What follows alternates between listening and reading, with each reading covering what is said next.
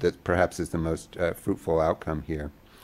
And in the opening, I think a few of the terminologies that came out stuck with me. So one is the notion of reverse translational research, and that instead of going from bench to bedside, that maybe we need to go back the other way, start from the bedside and look back to the bench, what we should be doing at the bench.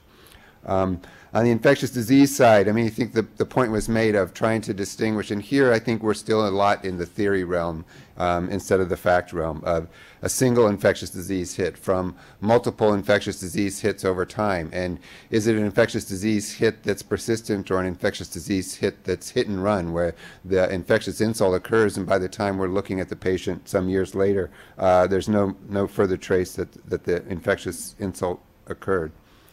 I think for me the most interesting part of this was the systems biology, and I think in some level that was true in many of the presentations, but this notion that this is not a simple disease, and that if it was simple it would have been solved by now, and that we need to use both tools in the lab and tools for analysis that take into account the complexity that's here and try to make some sense out of the complex system. And clearly with the immunology, the neurology,